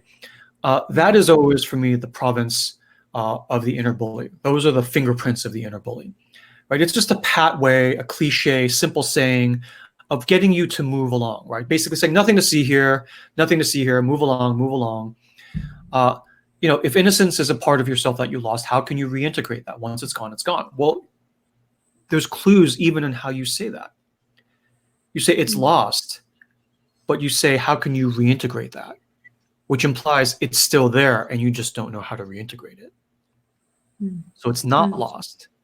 So you can talk to her because she's right there waiting to be integrated. And you're just like, I don't know. I mean, your language betrays you there, right? And the bully steps in because the bully like sees you like screwing it up. So the bully steps in. He's like, I'm sorry. What she means to say is, when it's gone, it's gone. And he's like, why are we even asking this question? So I would go interview Innocence because she's obviously there. Because if she were truly gone, there would be no question of how to integrate her. There's no reintegration if she's actually gone. So go talk to her. And the more the bully says, now the bully will probably flare up some drama in your love life or, whatever. That employer will call back and the next shiny thing, oh, I don't have time for this. And that's fine. That's circumambulation. It happens all the time. But for me, the instant giveaway is nothing to see here. Once it's gone, it's gone. The simple pat label The minute I hear that in any sort of advisee when they write, I mean, I'll just tell you, my cheat method is I just scan for that. It's like you've written a novel, I'm just scanning for that, and a few other things, right? But the minute I see some cliche, yeah, obviously this isn't worth anything, but I'll just tell you this third little dream snippet I had. That's the one I zero in on. Because that's the bully going, don't look over here. And I'm like, all right, fellas, all right, step aside, step aside. You know, what's really going on here? And they're like terrified. So yeah, those are my thoughts. And thank you for sharing that question. Okay, great. The next one, okay, so I feel a bit panicky, not ready to come out. And it feels like I've only just got a handle on what my spiritual tasks are. So how should I understand this panic? Yeah, I love this. So I wouldn't worry about that. I think practically this whole coming out of lockdown and reopening, even in the first like few days, is a huge head fake. All right, we're going to be back in lockdown soon anyway, so don't worry. I'm like counting the minutes before everyone's like, shit, we were wrong, lock back down. But we're just human, right? We're all going crazy in lockdown. So don't worry, but always, you know, like in day 3 of the 7-day healing program, you know, if you feel the panic, you can just like do that special interview we do in the panic as a board member as well. And if you're like, well, intellectually, is it really a board member? Is it not a board member? I'm like, it doesn't matter. You feel that. This is like the difference between feeling and thought. Thought, you can like, we can pontificate all day long on what is the nature of a board member, and is a feeling, can a feeling be a board member? That doesn't matter. Yeah. Right? You don't go with the thought, you go with the feeling. You feel panicked, you can go down and like talk to the panic. You feel it, it's real, it's not imaginary. So you can talk to it. Right? And you may find that the panic is being held by a board member, or the panic is her own board. It doesn't matter. You'll investigate when you do the interview. If you don't do the interview, you never turn over the card. Right. And the bully's like, well, when it's gone, it's gone. We don't need to turn over the card. And I'm like, all right, let's turn over the card then. I wasn't going to turn over the card until you said that. Now that you said that, we're turning over the card. Nice one. Yeah. Okay. What's next? Okay. So the next one is a beautiful question. Is sacred space different from safe space? And if they are, how are they different? Okay. I love this. So thank you for this question. So sacred space, as I define it, is those 4 principles. Right, is those 4 principles. And I was careful through my own work and experience to define it with those specific 4 principles. That has nothing to do with a higher power, spirituality, morality. It's just the actual physics of sacred space. So it's completely secular. And you can use those principles to do religious sacred space if you want it, right? Although it's interesting, certain religions, the way they're practiced, right, imply threat of like fire and brimstone and going to hell or having a bad reincarnated next life, right? And so then you need to make some decisions as to like whether you feel that is actually a profaning of the religion itself, and you will need to practice the religion in a different way, which you can. All these different schools, you know, there are mystical, sacred schools of Christianity that are not, you know, that have been, you know, exiled, you know, in the Catholic Church and the American evangelical sort of tradition, which have no fear, threat, and control. But because of that, they're not very militant and they're not very missionary. So you end up not hearing about them, right? Like, so the Quakers in America are absolutely Christian, right? And they are followers of Christ. But the way they do it, they don't proselytize because everything is deeply embedded in the sacred. So they don't go around threatening you to join their cult, basically, or else. And as a result, there are not a lot of Quakers in the US. Even though when you sit in the circle with them, it's like this most beautiful sacred, you know, all the top politicians, at least on the liberal side, send their kids to Quaker school. Obama sent his kids to Quaker schools. There's a reason for that. So anyway, sacred space, as I define it, is those 4 principles. Safe space is however whomever defines it. For instance, like at your company, where your HR director, right? Let's say you've been, the sort of recipient of a kind of sexual harassment incident, right? And your HR director pulls you aside and says, oh, don't worry, this is a safe space. You can tell me anything, right? Don't you believe her? Don't you believe her, right? Her paycheck, her livelihood is paid by the company, period. And she's managing you because you're a huge sort of HR liability because you've just been sexually harassed, right? And she knows it, everybody knows it, but they're all throwing doubt on the, I mean, it's just this classic Me Too thing, right? So she'll say anybody can say this is safe space, but now you have a nose for it. You know what sacred space feels like, right? And her saying, though, don't worry, dear, you can tell me anything, it's all right, but I need you to sign this. And it's like, this is not love, surrender, and nurturing. So hopefully, your experience in sacred space here will give you the nose for like what real truffle smells like. And when they give you this shit and they say it's truffle, you will be able to difference, right? So in modern corporate culture, this to me is one of the most disgusting ways of profaning something, right? This is a company pretending to be family. It's like a false sacred space within which all kinds of fear, threat, and control are wielded. Where, especially in like high-tech startups, they say, no, we're a family, but it's like, we're not a family. I'm paying you. You don't work for free. And when we run out of money, I will, with much heaviness in my heart, lay you off. And you're on your own, which means we're not family. And that's okay, right? But I'm not going to mess with you and say we're family. That's the part that's not okay, right? We're in profane space, and that's okay. But then, I don't hoodwink you into thinking we're in the sacred, so you let your guard down. That's the shitty thing. So, and this kind of profaning of sacred space, or even worse, projecting and offering false sacred space, false safe space. This can happen in companies. This can happen in religions. This can happen in families. This can happen in romantic relationships. But for me, like, if you know the principles and physics of sacred space, you can tell, right? This is why, for me, online sacred space is so useful. So you can calibrate, right? I say explicitly what it is. And if I start selling my programs in sacred space, y'all can call me on it. And you can like, look, number 3, you're selling me stuff. That's why, like, I caught myself, and I'm like, when I do Q&A in sacred space, I talk about, like day 3 of the 7-day program. And the program, if you look it up, you're going to see a sales pitch. So that's like many steps removed, and I can say, oh, that's okay. I've never gotten a complaint, right? But for me, it's like, I mean, I do sacred space. I'm not getting paid, right? I do sacred space every Sunday for me too. I get nourishment from the sacred space that I'm kind of facilitating. And when I answer questions in sacred space, the water that I'm drinking in sacred space, it has a little bit of tinge of like maybe none of you will even notice it. Like, I notice it. So I'm like, let's just move this. Let me close sacred space.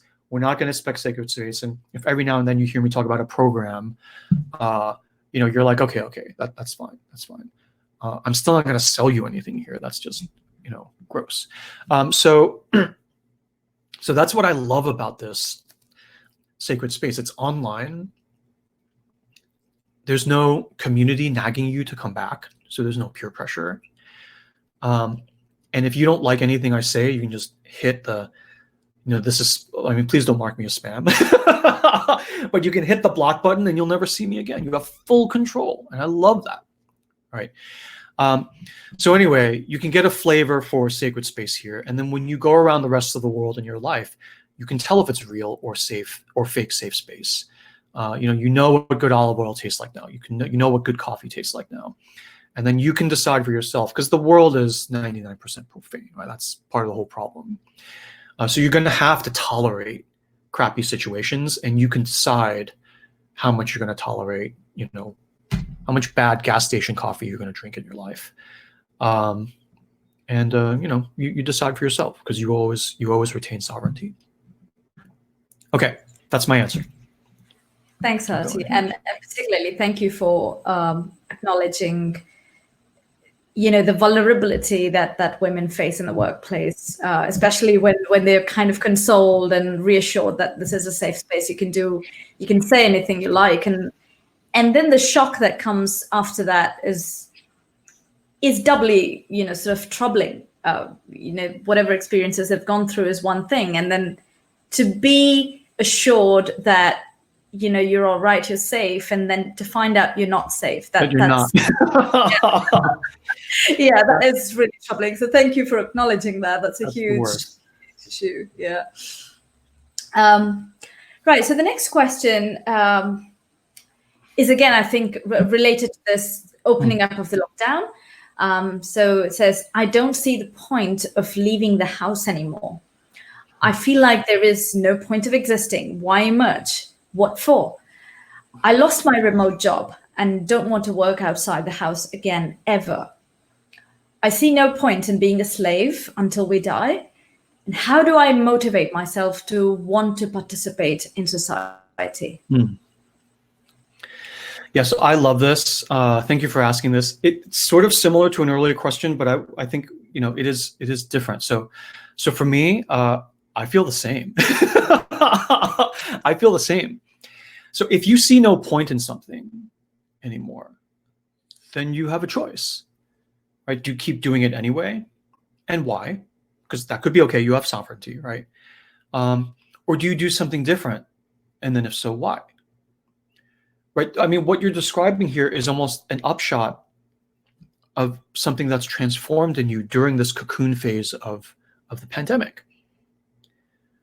Right? So like, well, I don't know, what's the point? What you're saying is, I am different now than I was before, which is so beautiful. And then now it's like, well, then what do you want to do? What do you want to do? And you're like, well, there are no good choices, right? It's like, I can go out and make more money. I can stay home and make less money. Whatever you decide, I'm not saying it's not going to be devoid of pain and cost, right? If you choose to stay home going forward, it may be, if you choose to do something different, right? It may be painful and costly and a lot of work. But part of circumambulation is you discover this thing that you want, and then you keep circling around it over and over until eventually you get close enough. And then it actually gets birthed out into a form that, because even if I said, okay, you can stay home and you can have it however you want. How do you want it? You may be like, oh, I don't even know. Like, I don't even know. It's so new. I just know I don't want to do that anymore. And I kind of like some aspects. But if you ask me for a complete spec on what I want, I don't even know. And it takes circumambulation to taste different things around the buffet to even figure out what you want. And that circumambulation will often be costly and somewhat emotionally painful. Right? How do you know what kind of romantic partner you even want if you haven't had your heart broken a few times to realize what you really don't want? It's costly, but in the end, hopefully it's worth it. So yeah, I mean, I think all of society is going through something similar as well. And a previous session I did, that session that was called, the full replay page is here. Let me just dump this in the, emerging from quarantine and the 3 phases of transformation. So the May 24th session, I just dumped it in the chat. I give I'm going to dump this in the Facebook too. From the May 24th session, I talk about an exercise you can do as you emerge from quarantine to think about how you want to do things next. You probably already done it, but just so you have it. Okay, so those are my thoughts, and thank you for sharing the question. Okay. I think the next question also is related to this emerging out of the quarantine. Yeah, maybe we can skip it. Yeah, so it just kind of emphasizes how powerful this feeling has been for everybody, right? For sure, for sure. Yeah. So, okay, the next question then is about the relationship. What is the relationship between sacred space and healing? And and she says, we're born with some aspect of wounding that blocks love through no fault of our own or any other force. And this aspect is a feature of being human, not a flaw. It's a feature, right? It's not a flaw. It's let alone any kind of original wrong or sin. What are your thoughts on this theory of original wounding? And I realize that this is more of a healing question. And what is the relationship between sacred space and healing? Because to oversimplify, is it possible to heal any wound, original or inflicted, inner or outer, in any space but the sacred? Yeah. So thank you for this question. Beautiful question. So just a couple thoughts here. I don't know for sure, but my bias is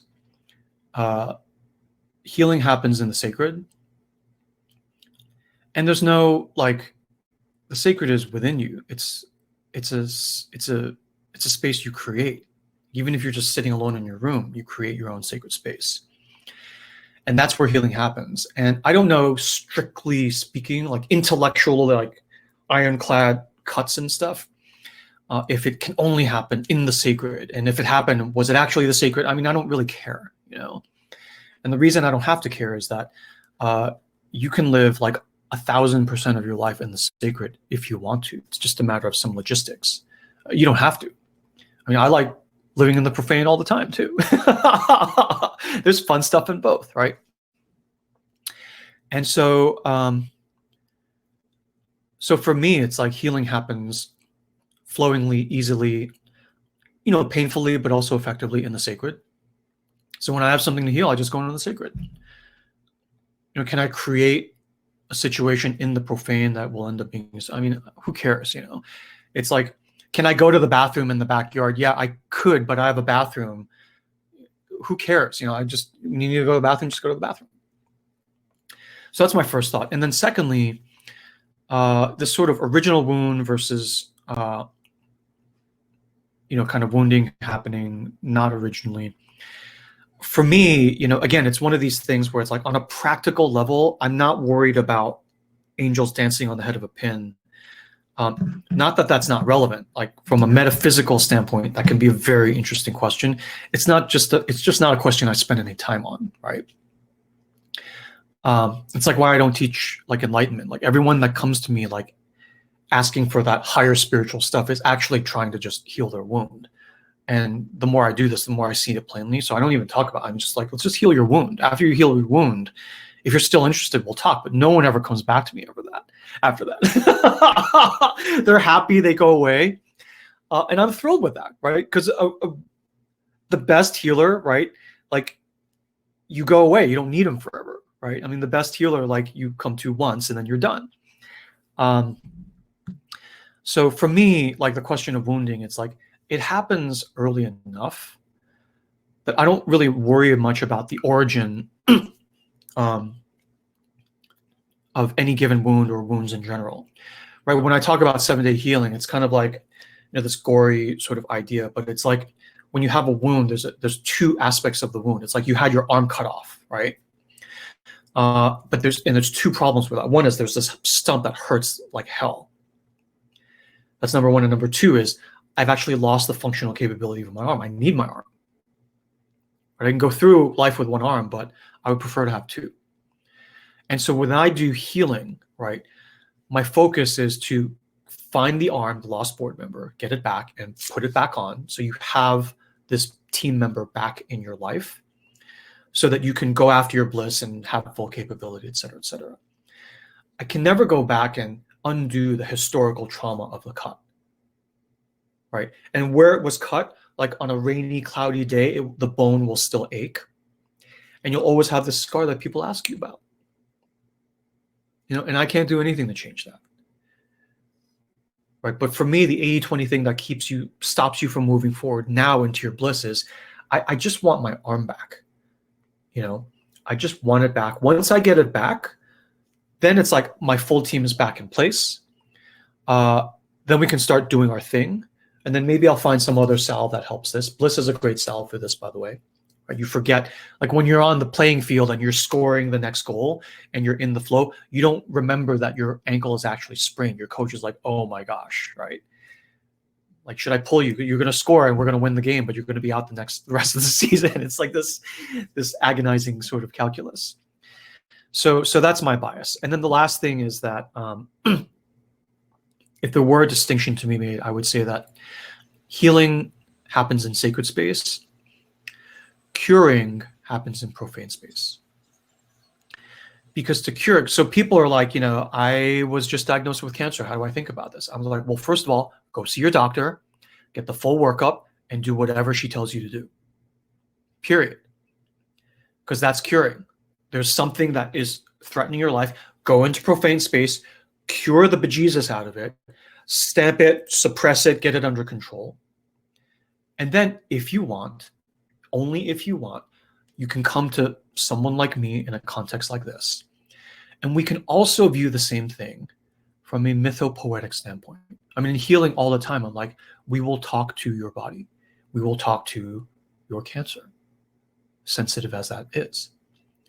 And mythopoetically in sacred space, when we hold space for something like cancer, where it's like terrifying, it's like the wife of the police officer, where it's like, it's terrifying. It's emotionally charged. You're ready to like lash out in all directions. So it takes a lot of sacred space practice and muscles to hold space. And when you talk to the cancer, right? When you talk to the inner George Floyd as a police officer, he will say things to you, the cancer will too, that you are not ready to hear. And if you have no experience in the sacred, your instant reaction is like, what the hell? What is this stupid new age bullshit thing? Why do you want me to talk to my inner George Floyd? You're like, screw you, right? You have no muscles to hold that space. And that's why I don't go around saying, I don't give talks at police unions advocating this stuff. I have to wait for people to come to me when they're ready. And I'm fine with that because I am in the sacred, right? I'm not going out and profaning, threatening people with fire and brimstone unless they come do my like healing program. People find me when they're ready. And, thankfully there's enough of them where we can keep the temple going. So yeah, I think that's what I have to say. Thank you for the question. Right. So the next one is that I want to advocate for the lost board member, but not protest the fact that I exiled her. So by doing this, does that mean I'm skipping a step in the healing process? I see. Yeah, and that's okay. Yeah. So just keep advocating. You'll skip a step or whatever. You'll get to the next lost board member. And then you can skip steps with that as well. You'll keep going. It's a circumambulation. So people are like, oh my gosh, I forgot this like really critical part of my dream. I actually remembered it. I wrote it down and then I lost that slip of paper. Should I go back and try to? No, I'm going to just keep going. That email will continue to be sent to you until they get a full read receipt.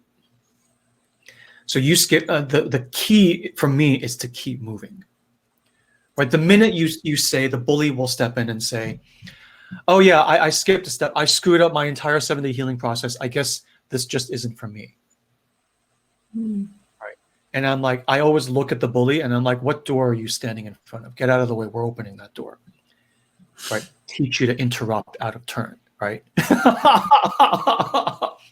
Right. When like the dumbass kid in the back, starts speaking out of turn, it's like, okay, Mr. Bueller, why don't you give us the answer to the question? He's like, oh shit. Right. And then either the bully continues talking and then you bring the bully up and it's like, let's empty your pockets. Let's go. Right. Or the bully will stop complaining and then you'll move forward with your regular healing process. So just keep going. It'll all circle back just fine. Okay. Right. I love the fact, I just wanted to say that I love the fact that it even says, I want to advocate for the lost board member. So there is a positive thrust right there. Oh, so, for sure. I love that. Yeah. Sure. Okay. So the next one, I think this question came from the last week's session where we were talking about, the Savitri story and the inner feminine, inner masculine kind of a thing. So is death also an aspect of the masculine? Okay, so in mythic tradition, yes, absolutely. I mean, we have Kali, sort of the bringer of death. And death, as you have said in the past, Gary, when we've been brainstorming, is a masculine sort of figure. In the West, we have the Grim Reaper. Yeah. So death is it's funny to say it like this, but when we say money is a life force, sex is a life force, charm, intelligence are life forces, brute force is a life force, death, funnily enough, is also a life force. Death is a life force. Death is transformation. Yeah. And transformation is both masculine and feminine, right? Any child is transformed and initiated by her father and her mother, by his father and his mother. So death as transformation can be affected by both or either masculine or feminine. So that's intellectually, that's all very cute and interesting. But the question at any given time is that how is it for you now? How do you feel? How do you feel, right? The nature of transformation that you're going through now will be reflected in your dreams, in your feeling, body feeling. Body feeling is very hard. It's hard for even me to sort of get into my body, right? So I rely on my dreams. I rely on outside things that happen to me. So there's no rule, right? But you that death is masculine or feminine. But you can always look and see what it actually is. The thing within you is always right there within you. And so when I give these ideas and frameworks and ways of thinking about it, I'm giving you a bunch of lenses so that you do your own inner exploration. And then when you hear the bully say, well, innocence, I don't know, when it's gone, and you're just at a standstill, right? I'm giving you the thing to say, no. When you hear some shit like that, it's the bully. So either keep going, give him a pass, or say, come over here and empty your pockets. Right? I'm giving you tactics as you navigate your own labyrinth. I'm not giving you rules on what you should do or not do. I mean, it's like parenting, right? I don't give you rules. I give you values and principles. I teach you the physics, and then you do your own thing. So that's what I have to say on that. Right. I think flowing from that aspect of appearing in dreams, the next question talks about the different aspects of in masculine and in a feminine appearing in dreams.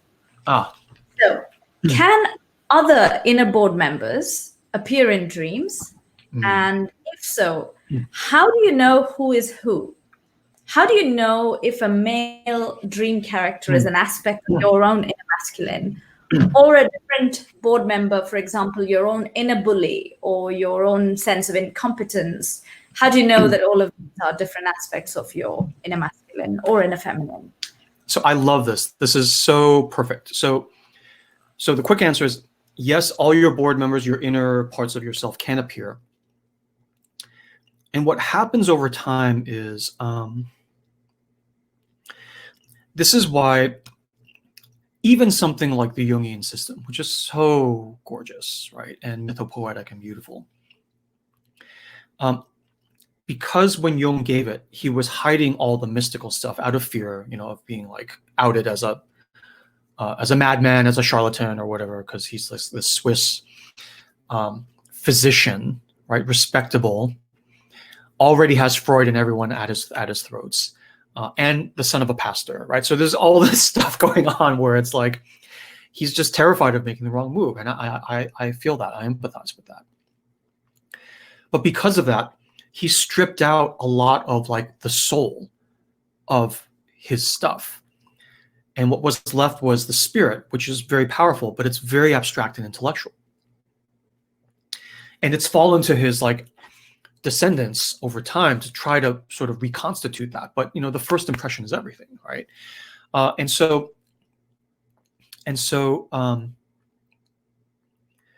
any scraggly rules of like anima, animus, shadow, I just don't like any of that, right? Even when people ask me how many board members are there, I say, I don't know, go in and find out. You tell me, right? I'm not going to give you a rule from which your bully will go in with a stick and start hitting people over with it, right? You go talk to everyone. Go take them out for a coffee. They'll tell you everything. I'm not going to tell you anything. So my answer to you is yes, all your board members can appear. And this delicious thing, what will happen over time is that motifs will become established in you. In other words, as you read dreams, it's like this ball being kicked back and forth between you and the part of you that sends you dreams, right? And just like on a soccer field, when you've been working with your team, or at work, right? When you have a long-term collaborator at work, you can almost see by the way he moves his shoulder, oh, he's going to give me that pass that goes up a little bit too high for my head, because he always like does too much. But when you see him move his shoulder, you instantly move out farther so that the ball hits you lower. And you know exactly what he's going to do. And you know exactly his favor, his bias, his flaw, and you adjust for it. In exactly the same way, after you've been reading your own dreams for even a couple months, a kind of shared vocabulary with your inner dream side will accrue. And even years later, an image will come up again, and you will know exactly what it means, right?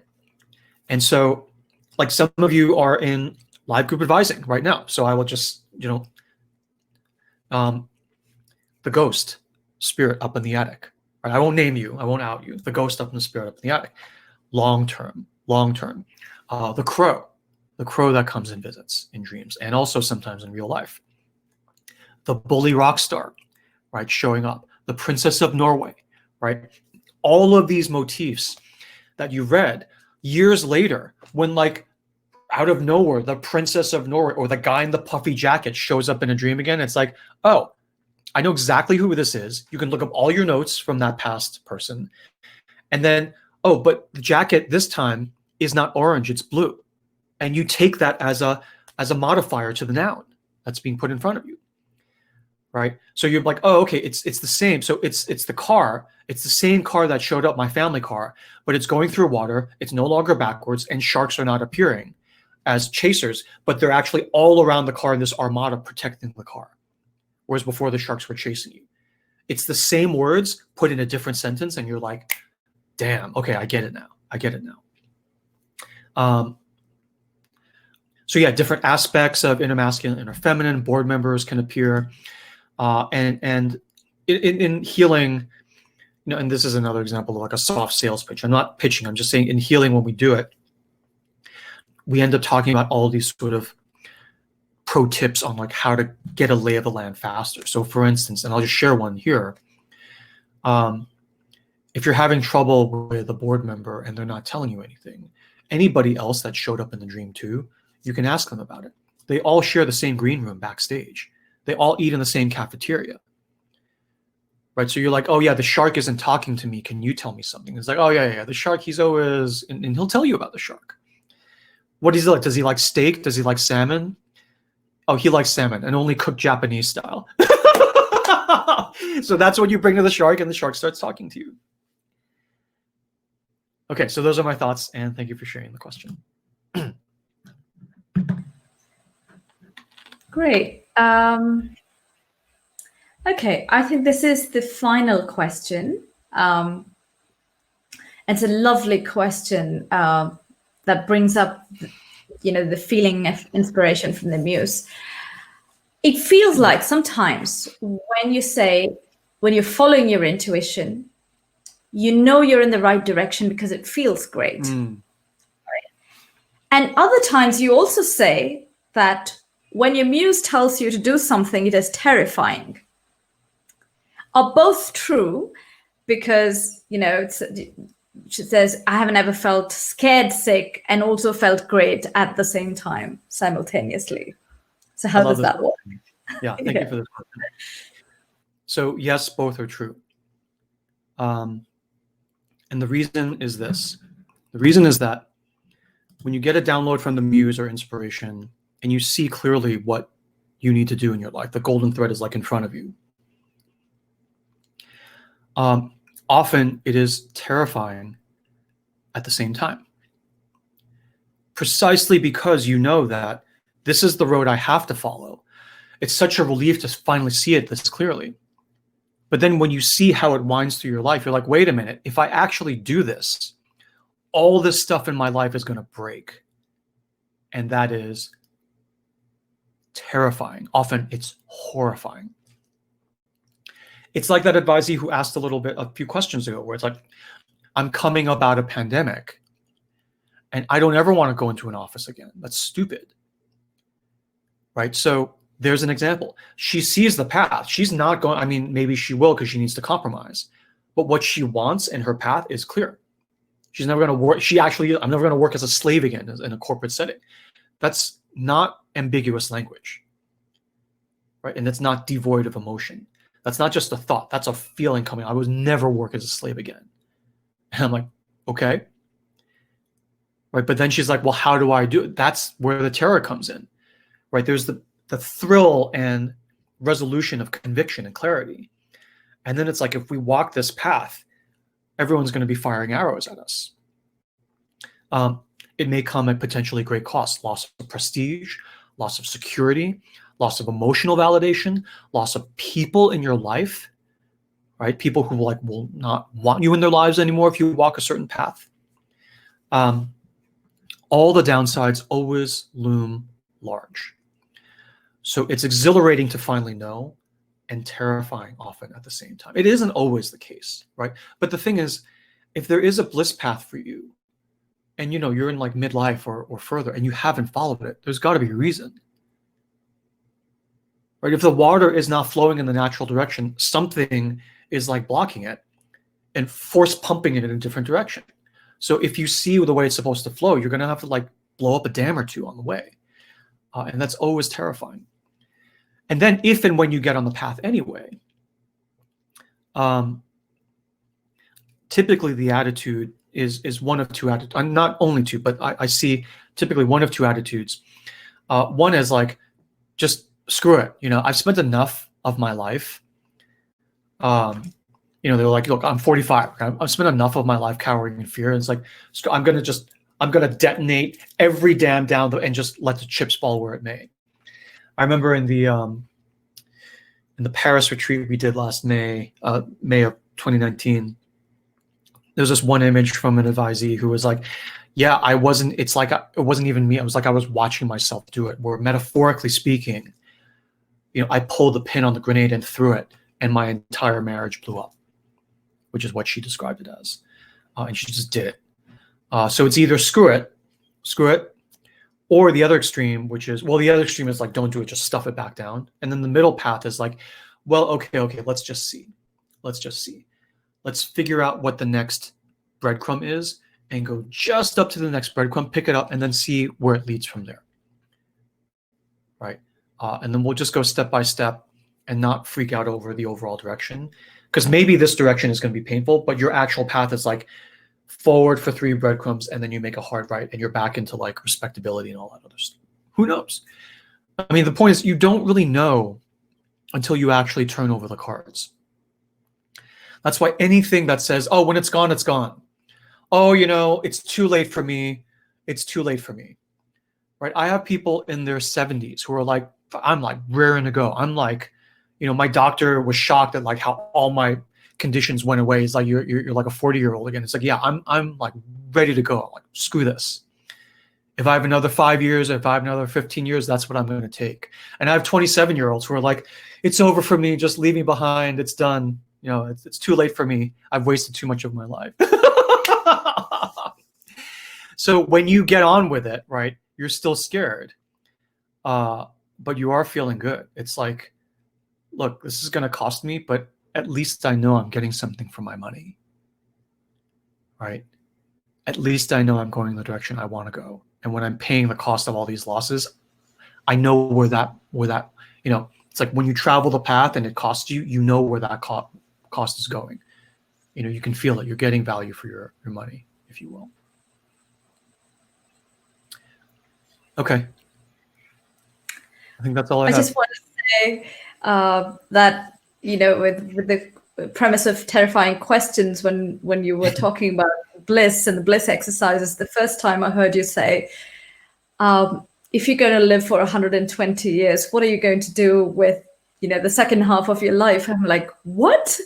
I'm already trying to figure out what I'm trying to do with the first half of my life, and you're posing this deadly question of what you're going to do for the second half of your life. I'm like, one terrifying question after the other. So yeah, so I can kind of feel the terror of the whole thing as you describe that. Well, when you're actually paying for a program, I've got to throw down, right? We can't just circle around. We got to go in. We got to go in and hit it. Two price of one. Two terrifying questions when you're trying to solve the first one. Yeah. Right. So thank you. Thanks, Artie. So I think that's it for today. So we've got we've covered the backlog of questions until the previous session. And even a couple of questions that were asked for this question, actually, of this session. So if there are more, then we will kind of do this and do a separate Q&A, right, as the questions come up. So thank you, Artie. Thanks for this. Thank you so much.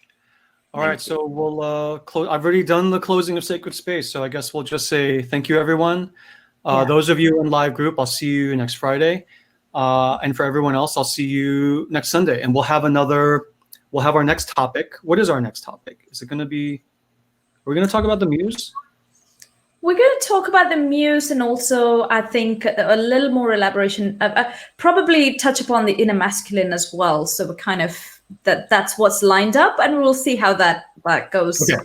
Into this. So the next two topics will be the muse and the inner masculine. We don't know what the order is going to be, but that's what we're thinking right now. Yeah. All right. Thank you, everyone. So much. Thanks, everyone. Thank you, Gary. Here. Have Thank you, a Artie. good week. Bye.